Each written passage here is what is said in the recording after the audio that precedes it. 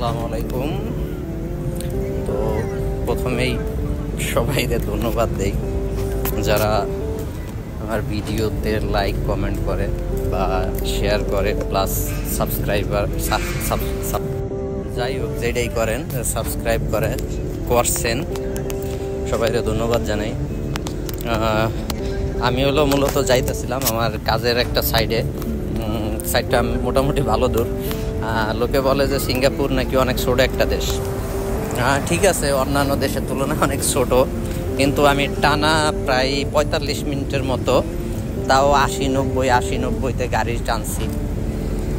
এরপর যাই হলো আমার যে গন্তব্যস্থান, আমার যে কাজের সাইট, ওই জায়গায় যে পৌঁছাইছি। তো মূলত আমার ভিডিও বানানোর কোনো উদ্দেশ্য ছিল না, আমি ক্যামেরাটা জাস্ট অন করে রাখছি এই কারণে যে হাইওয়েতে আমি পিছনে 2-3টা অ্যাক্সিডেন্ট দেখাইছি, খুবই মর্মান্তিক অ্যাক্সিডেন্ট। একটা গাড়ির পিছনে আরেকটা গাড়ি, আরেকটা গাড়ির পিছনে আরেকটা গাড়ি, এইরকম লাইগা পুরা ভেসকাই গেছে। তো চিন্তা করলাম যে ঠিক আছে, আমার গাড়িতে আবার ক্যামেরা নাই, ক্যামেরা আছে পিছনে একটা, সামনে কোনো ক্যামেরা নেই, এই জন্য আর কি আমি সামনে ফোনের ক্যামেরাটা অন করে রাখছি, প্লাস ভিডিও অন করে রাখছি, যাতে ইনকেস আমার সাথে যদি কিছু না ঘটে, আর ঘটলেও যাতে আমি এটার প্রমাণটা রাখতে পারি, এই জন্য আর কি।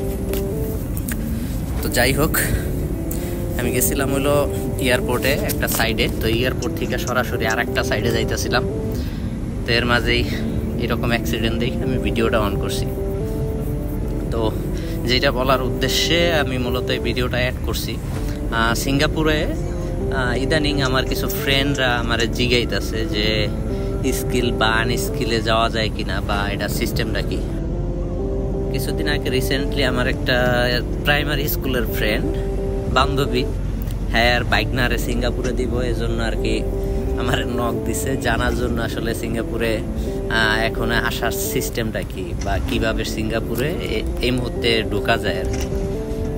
তো আরও আমার একটা ফ্রেন্ডে অনেক দিন যাবত আমার কইতাছে যে দোস্ত কিভাবে যাবো, কিন্তু আসলে মূলত ওর জন্য সিঙ্গাপুর না, কারণ মানে প্রয়োজনের চাইতে অতিরিক্ত মোটা। ঠিক আছে, সিঙ্গাপুরে আসলে বসাইয়া খাওয়াইয়া টাকা দেয় না, তো সো এরা চায় যে এইরকম একজন লোক যে এখানে কাজ করতে পারবো। ঠিক আছে, এইরকম পরিশ্রমী একজন লোক চায়, কিন্তু আমার ফ্রেন্ডটা অতিরিক্ত মোটা, এজন্য আর কি ওর প্রতি আমি অতটা মানে গুরুত্ব দিতেছিলাম না। কিন্তু রিসেন্টলি আমার শুধু ওই ফ্রেন্ড না, আরও কিছু ফ্রেন্ড প্লাস বান্ধবীরা জিগাইতেছে, কারণ ওর বাইক না বা বাইক ব্রাদার এরকম বাড়াইব সিঙ্গাপুরে। তো সিঙ্গাপুরে আনস্কিল আসা যায় প্লাস স্কিলেও আসা যায়, আবার আনস্কিলে আইসা সিঙ্গাপুরে স্কিলও করা যায়। তবে সবচাইতে টাফ হইল যে স্কিল কইরা সিঙ্গাপুরে ঢোকা। তবে যদি স্কিল কইরা ঢুকতে পারে এটা খুবই ভালো, এটা অনেক ভালো, কিন্তু মানে প্রচুর পরিমাণে টাফ। সিঙ্গাপুরে এই মুহূর্তে স্কিলে আসাটা অনেক টাফ, কারণ স্কিল বলতে দেশে ট্রেনিং সেন্টার আছে, কিন্তু পরীক্ষা দেওয়ার সিস্টেম নাই। আবার অনেকে আমার জিজ্ঞায় যে ভাই আপনি কোন জায়গা থেকে পরীক্ষা দিছিলেন, ওই সেন্টারের নাম কি? সেন্টারের নাম হলো 5 স্টার, এটা হলো আশুলিয়াতে। হ্যাঁ, আশুলিয়াতে। তো 5 স্টার সেন্টারে এখনো পরীক্ষা হয়, কিন্তু টাকার পরিমাণ অনেক বেশি, কোঠার সংকট, ছাত্র আছে অনেক, ওইগুলারে পরীক্ষা করাইতে পারতেছে না। তবে ওই সেন্টারের সাথে আমার খুব ভালো একটা সম্পর্ক ছিল একটা সময়, কারণ আমি যখন ওই সেন্টারে যাই তখন আমার সাথে আমার মামাতো ভাই গেছিলো, আমার বাইকনা গেছিলো, আমার স্বাস্থ্য ভাই গেছিলো, আমার বাইস্তা গেছিলো, এরকম করে আমার এলাকায় প্রায় 15-20 জন পোলাপান গেছিলো ওই সেন্টারে। যার কারণে ওই সেন্টারের যে স্যার, হ্যাঁ আমারে খুব পছন্দ করতো, কারণ এতগুলো স্টুডেন্ট গেছে, আর একটা স্টুডেন্ট দিলেই 10,000, ওই জায়গায় আমি 4 আনা পয়সাও খাই নাই বা আমি নেই নাই, যেটা এই টাকাটা নিচে হইলো আমার একটা স্যারে, কিন্তু আমার করে ওইটা জানায় নাই। যাই হোক, হ্যাঁ নিচে ভালো কথা, ওইটা আমার দেখার বিষয় না। আমার টার্গেট ছিল যে আমি যদি 20 জন পোলাপান নিয়ে যাই সেন্টারে, ওই 20 জন পোলাপানরে পরীক্ষা দেওয়া হইতে, বাকিগুলা আমি জানি না, আমার 4 আনা পয়সা লাগবো না, আমার টাকা আমি দিয়ে আইমো। জাস্ট আমি যে 20 জন পোলাপান নিয়ে গেছি, বা যে কয়জন পোলাপান আমার লগে গেছে বা আমার ভরসায় গেছে, ওই পোলাপানগুলা নিয়ে পরীক্ষা দেওয়া হইতে হইব। কোঠা এলেও অগরে কোঠা দিতে হইব প্রতিবার। তো আমার সাথে মূলত এইটাই হয়েছে।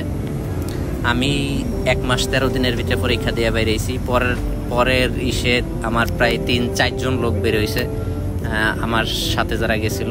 এর পরের মাসে প্রায় 5-6 জন লোক বেরিয়েছে। এরকম করে আমার সব লোকগুলা বেরিয়ে গেছে। তো ওই সেন্টারের সাথে আমার খুব ভালো একটা সম্পর্ক ছিল। আপত্তিটা বাজছে হইলো যখন টাকা দিতে গেছি, টাকা কন্টাক্ট হয়েছিল একটা, এই জায়গায় যা দেখি শেষে টাকা দিতে যখন গেছি তখন আরও 20,000 টাকা করে বেশি চায়। ঠিক আছে, তো তখন আমি অনেক চিল্লাপাল্লা করি, অনেক ট্রেড মেরে দেই। পরে আমি সেন্টারে গেছি, যা দেখি কোনো সারে সেন্টারে নাই। আমার পাসপোর্ট যাচ্ছে অফিসে রাইখা, এক স্টুডেন্টের কাছে রাইখা, সারারা সব সেন্টারের দিকে গেছে গা। জানি না কি জন্য, হয়তো ভয়ে বা অন্য কিছু, আমি জানি না। যাই হোক, আমিও মূলত কোনো ঝামেলা করতে চাই নাই বা ওই রকম কোনো সিচুয়েশন ক্রিয়েট করতে চাই নাই, কারণ আমার 20টা পোলাপান ওই জায়গায়, বা আমার ভরসা আরও 4-5 জন গেছে, নতুন গেছে। তো আমি যদি ঝামেলা করি তাইলে অগ পরীক্ষা নিয়ে সমস্যা করব, এই জন্য অগদিকে তাকে আমি কোনো ঝামেলা করি নাই। 20,000 বেশি চাইছে, 20,000 বেশি দিয়ে আমি পাসপোর্ট ছাড়াই নিয়ে এসেছি। পরে আমি আর কি সিঙ্গাপুরে ঢুকছি। এটা হলো আমার হিস্টোরিটা আর কি কইলাম। ঠিক আছে, এখন মূল কথায় আসি। তো এইরকমভাবে সেন্টারের থেকে আসা যায়, কিন্তু সেন্টারের থেকে বর্তমানে কোঠা পাওয়াটা খুবই টাফ। কোঠা একেবারে নাই বললেই চলে। এখনও কিছু সেন্টার আর কি কোঠা নেয়, কিন্তু নিলে এটা অনেক বড় অ্যামাউন্টে এরা সেল করে, অনেক বড় অ্যামাউন্টে এরা বিক্রি করে। আর এরা কোঠা নিলে এরা মূলত রিলিজে পাসপোর্ট দেয় না, এরা নিজেরাই আইপি করে তারপর সিঙ্গাপুরে পাঠায়, কারণ রিলিজে পাসপোর্ট দিলে এদের লাভ থাকে কম। আর আনস্কিল বিষয়টা হইলো, কিছু কোম্পানি আছে সিঙ্গাপুরে, এগুলারে বলে হইলো কি বলে হইলো সাবকন আর কি। সাবকন বলতে কি, এরা এইরকম ভাবে লোক আনে যে মানে এদের কাজটাই অন্যরকম। যেমন আমার এলাকাতে একজন আছে, হ্যাঁ কি করে, হ্যাঁ হলো একটা সাব কোম্পানি খুলছে। সাব কোম্পানি বলতে ওই কোম্পানির ওনার বুড়ো হয়ে গেছে। সো কোম্পানির সাথে এরকম কন্ট্যাক্ট করছে ওই ওনারের সাথে যে তোরা আমি পার্সেন্টেজ দিব, তোর কোম্পানির লাইসেন্স দিয়ে আমি কাজ নিয়ে আমার ওর কাজ করাবো। ঠিক আছে, তো এইরকম হইলো এই কোম্পানিগুলা। তো এই কোম্পানিগুলাই মূলত আনস্কিলের লোক আনতে পারে। এরা আনস্কিলের লোক আইনা, অনেকে দেখা যায় যদি ভালো বস থাকে তাহলে একবারে স্কিল করায়। আর যদি বস ভালো না হয়, বা ভালো আর খারাপ বলতে কি, যদি কন্ট্যাক্ট করে আসে যে না আমার স্কিল করাই দেবো, তাহলে এরা স্কিল করে। আর যদি এরকম হয় যে না কন্ট্যাক্ট করে আসে নাই, 2 বছরের কন্ট্যাক্টে আইছে, 2 বছরের কাজ করে এরা আবার দেশে পাঠাই দিব, যদি এইরকম হয় তাহলে হ্যাঁ আর স্কিল করতে পারবো না, বা কোম্পানির পারমিশন ছাড়া হ্যাঁ স্কিলে ভর্তিও হইতে পারবো না। এখন বলি যে কি ধরনের কোম্পানি আসলে আনস্কিলের লোক আনে। এটা হলো একটা আছে ঘাস কাটা কোম্পানি। এরা সিঙ্গাপুরে কি করে, ঘাস কাটার ঠিকঠাক রাখে, মানে রোদ নাই বৃষ্টি নাই, এর ভিতরে কনফার্ম কাজ করতে হইব। প্লাস এই ধরনের কোম্পানি অনেক বড় হয়। এরা শুধু ঘাস কাটে না, ঘাস কাটার পাশাপাশি এরা গাছও কাটটা গাছ সাইজ মতন রাখে। আর আরেকটা আছে হলো ক্লিনিং, মানে ক্লিনার ভিসা। কিন্তু ক্লিনার ভিসা অনেক টাফ বলতে কি, ক্লিনারে বেতন কম, কিন্তু আসতে অনেক টাকা লাগে, প্রায় 14-15 লাখ টাকার মতো লাগে ক্লিনারে আসতে। কারণ ক্লিনারে আউট ইনকাম বেশি, স্যালারির চাইতে আউট ইনকাম অনেক বেশি। ঠিক আছে, যা বেতন আসে এর চাইতে আউট ইনকাম আর ডাবল আসে। তো এটির লেগে ক্লিনারে আইতে গেলে অনেক টাকা লাগে, ঠিক আছে, 14-15 লাখ টাকা লাগে। আর ক্লিনারে যারা কাজ করে এটা মূলত সরকারের আন্ডারে। সো একটা সরকারের আন্ডারের কাজ, সিঙ্গাপুরের গভর্নমেন্ট জব হিসাবে এটা। এটির লেগে এটা একটু টাকা বেশি লাগে। এরকম আরও কিছু কোম্পানি আছে, যেমন সাপ্লাই কোম্পানি বলতে কীরকম, যে এরা লোক আয় না, এই লোকরা আবার বিক্রি করে, মানে অন্য সব কোম্পানিতে বেচা দেয় এইরকম। আমার একটা মামাতো ভাই আইছে এইভাবে সাপ্লাই কোম্পানিতে, কিন্তু এখন স্কিল করতে পারে নাই। আর আমার এলাকার কিছু ভাই ব্রাদার আইছে, এখন আত্মীয় স্বজনের কোম্পানি, তো হেরা নিয়ে আইছে। হেরা স্কিল কিছু লোকে করছে, কিছু করতে পারে নাই। তো ওই ধরনের যদি রিলেটিভ থাকে, তারা এস পাশে আসলে মূলত লোক ঢুকাইতে পারে। এস পাশে আইনা পরবর্তীতে তাদেরকে স্কিল করে ওয়ার্কার পারমিট করে। পরে পারমিটে ট্রান্সফার করে তাদেরকে রাইখা দেয়। তো এই হলো মূলত সিঙ্গাপুরে আসার সিস্টেম। আর আনস্কিলে কারা লোক আনে, এটা হলো আপনি সিঙ্গাপুরে কিছু কিছু এজেন্ট আছে, এই এজেন্টগুলা মূলত আনস্কিলে লোক আনে। বেশ কিছু এজেন্ট আছে, আমি এজেন্টগুলোর নাম কইতে চাইতাছি না, কারণ যার যার ব্যবসা তার কাছে। আমি যদি এজেন্টগুলোর নাম এই জায়গায় শেয়ার করি, হ্যার কাছে ভালো নাও লাগতে পারে বা অন্য কেউ কাছে খারাপ লাগতে পারে, এটা রেস্ট্রিক্ট আইতে পারে, বা হ্যাঁ যদি এটা জানতে পারে আমার নামে কমপ্লেনও করতে পারে। এটা সিঙ্গাপুর, এই জায়গায় অনেক কিছুই সম্ভব। আর আমরা তো ফরেনার, আমরা জাস্ট কিছু করলেই অনেক দোষ, ঠিক আছে আছে না। আমরা তো হ্যাঁ গো বাইরের গাড়ায় আইছি, বাইরের গাড়ায় আইলে বুঝেন না তো সবই জানেন, ঠিক আছে। এই হইল বিষয়। সিঙ্গাপুরে আসতে হইলে সবচেয়ে বেটার অপশন এখন যদি স্কিল করে আসতে পারে, এটা সবচেয়ে ভালো। আর যদি এটা না পারে তাইলে সিঙ্গাপুরে এরকম লোক খুঁজতে হইব, এরকম এজেন্ট খুঁজতে হইব যারা আইনা স্কিল করায়। যেমন আমার এলাকার একটা ছোট ভাই ছিল, ওর এজেন্টটা ছিল এরকম, ওরে ট্যুরিস্ট ভিসায় সিঙ্গাপুরে নিয়ে আইছে, সিঙ্গাপুরে আইনা 1 মাসের মতো রাখছে, এই জায়গায় আইনা এই জায়গায় ট্রেনিং করে পরীক্ষা দিয়া পরে আবারও দেশে গেছে। দেশে যাইয়া যখন রেজাল্ট বের হয়েছে, পাশ করছে, পাশ করার পরে ও ওয়ার্ক পারমিট আইপি করছে, আইপি করে এখন সিঙ্গাপুরে আছে, ঠিক আছে। তো এইরকমভাবেও হয়, আসতে পারে। মেইন কথা হইলো যে এরকম লোক খুঁজা বাইর করতে হবে, তাইলে এগুলা সম্ভব। যদি এরকম লোক খুঁজা না পায় তাইলে এরে টাকা দিলে শুধু টাকা নষ্ট হইব। কারণ সিঙ্গাপুরে এই মুহূর্তে ঢোকাটা খুব টাফ, কারণ হাজার হাজার মানুষ পড়া রয়েছে। সিঙ্গাপুরে এত কাজ করতে হইব, ঠিক আছে। কাজ যে নাই এরকম না, কাজ বহুত আছে, বহুত কাজ আছে। কারণ সিঙ্গাপুরে প্রতিদিন বিল্ডিং ভাঙা নতুন বিল্ডিং করতেছে, প্রতিনিয়ত ব্রিজ ভেঙে ব্রিজ করতে আছে, রাস্তা ভেঙে রাস্তা করতে আছে। আর একটা হাউসে, একটা বিল্ডিংয়ে যে কত কোম্পানি কাজ করে এটা মানে বইলা শেষ করা যাবে না। যদি বড় ধরনের প্রজেক্ট হয়, ওই জায়গায় আপনি কোম্পানি গুনতে গুনতে পাগল হয়ে যাবেন যে এতগুলা কোম্পানি।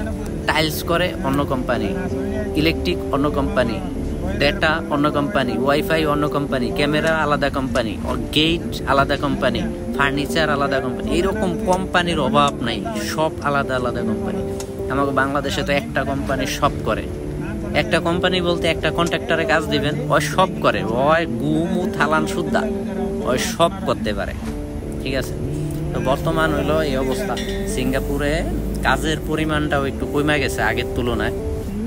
বহুত পুরাতন লোক দেশে যায় পড়া রয়েছে, এরা ঢুকতে পারতেছে না বা কোম্পানি খুঁজে পাইতেছে না।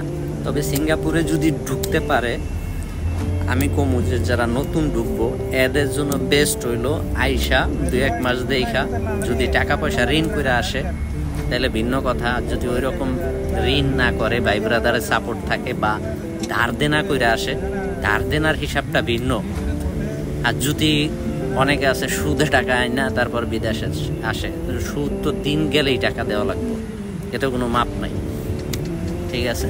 তো যারা সুদে টাকা আনে তাদের কথা ভিন্ন। আর যারা মনে করেন এমনিতে ফ্যামিলির মানে টাকা গুছাই টুছাইয়া দিছে, কোনো সুদে টুদে আনে নাই বা কিস্তি মিস্তি করে নাই, তাদের জন্য আর কি একটা সুবর্ণ সুযোগ হলো সিঙ্গাপুরের ড্রাইভিং লাইসেন্সটা করা। যদি এটা করতে পারে, আমি তো সাইডে আইয়া পড়ছি। যাই হোক, এটা হলো আমার কাজের সাইড। আর যেটা কইতাছিলাম, যদি হ্যাঁ ড্রাইভিং লাইসেন্স করতে পারে তাইলে হ্যাঁ লাকি। এই দেখেন, এটা হলো আমার কাজের সাইড। এগুলো এই 3 জন হলো আমার ফলো করে, ওরা আমার সাথে কাজ করে। তো ওরা গাড়ি থেকে আগে নামছে, আগে নাইমা ওরা ওই যে ওই জায়গায় একটা কন্ট্রাক্টর আছে এর সাথে একটু ডিসকাস করতে আছে। আমি গেলাম না ডিসকাস করতে, কারণ কন্ট্রাক্টর হইলো তামিল, ওরাও তামিল, ওরা আন্ডে পান্ডে যা কইতে পারে কইয়া শেষ করুক। তো আমি কইছি যে ঠিক আছে তোরা কথা কো, আমি উপরে যাই সাইডটা একটু ঘুরে দেখি যে কী অবস্থা সাইডের। তো আমরা এই জায়গায় হইলো, আমার কোম্পানি হইলো ক্যামেরা, অ্যালার্ম, অটো গেট এই ধরনের কাজ করে। তো আমরা এই জায়গায় অ্যালার্মের কাজ করতেছি, প্লাস ক্যামেরার কাজ করতেছি, প্লাস ইন্টারকম, অটো গেটও আছে। তো এইগুলা তার আমরা টাইনা ধুয়ে গেছি। তো হঠাৎ করে কইতাছে যে জানালা ইয়া করছে, তোরা চাইলে কন্ট্যাক্ট লাগাইতে পারবি, ঠিক আছে। তো এই জন্য হইলো আমি এই জায়গায় আইছি। এটা হইলো জানালার ফ্রেম, যে এইগুলো হইলো জানালার ফ্রেম, এই যে লাগাই লাইছে, আমরা এইগুলাতে কন্ট্যাক্ট লাগামো, ঠিক আছে। তো সাইডটা আমি ঘুরা ঘেরা একটু দেখতেছি যে কী অবস্থা, ফ্রেম অরিজিনালি লাগাইছে কিনা, যে কন্ট্যাক্ট করা যাবে কিনা। কন্ট্যাক্ট বলতে কি, দুইটা জানালা যখন ক্লোজ থাকবো তখন কোনো মানে ইনফরমেশন যাইব না ওনারের কাছে। যদি কোনোটা খোলা থাকে তাহলে ওনারের কাছে একটা মেসেজ যাইব যে তোর এই জানালাটা এই কয় নাম্বার জানালাটা খোলা আছে, এটাতে বলে হলো কন্ট্যাক্ট আর কি, অ্যালার্ম সিস্টেম। ওই যে লোকেরা কাজ করতে আছে, দেখেন একটা আনসেফটি কাজ করতে আছে, এই যে এক ভাই বৈশা ফোন চাপতেছে। তো এই যে হলো সাইডের অবস্থা। সিঙ্গাপুরে মানুষ মনে করে যে হ্যাঁ বিদেশ গেছে, ওরা মনে হয় প্যান্ট শার্ট ফিন্দে অফিসে যায়। আসলে ওই রকম কিছু না, দেশের চাইতে বেশি কাজ করা লাগে এই জায়গায়। ফ্যামিলি বাঁচাইতে হইলে কাজ করতে হবে। এটা হলো আমার সাইড, এটা হলো বিল্ডিং, 4 তলার একটা বিল্ডিং। নিচে এই যে কি বলে আন্ডারগ্রাউন্ড আছে, বেসমেন্ট আছে। এই যে আমরা ক্যামেরার কেবলটাই না থুয়ে গেছি, এই যে ক্যামেরার কেবল একটা আরো আছে, এই যে একটা এইরকম ক্যামেরার কেবলটাই না রেখে গেছি। আরো ভিতরে আছে আপনার অ্যালার্মের কেবল, এই যে টাইনা রাখছি। এগুলা পরবর্তীতে ইনস্টল করবো। এখনো সিলিং টিলিং কিছুই করে নাই, কারণ এই সাইডটা নতুন, একেবারেই নতুন। আমরা জাস্ট কেবল টাইনা রেখে গেছি, তার টাইনা রেখে গেছি, তার জায়গায় স্ট্যান্ড বাই করছি। এই যে তার এই জায়গায় জমানো আছে কতগুলা, দেখেন এগুলা সব ক্যামেরা আর অ্যালার্মের কেবল। তো এই আর কি অবস্থা। বিদেশ মানে কষ্ট, শান্তি না। অনেকে অবশ্য শান্তিতেও আছে, যে শান্তিতে আছে হ্যাঁ, তো আলহামদুলিল্লাহ। সবাই ভালো থাকবেন, আল্লাহ।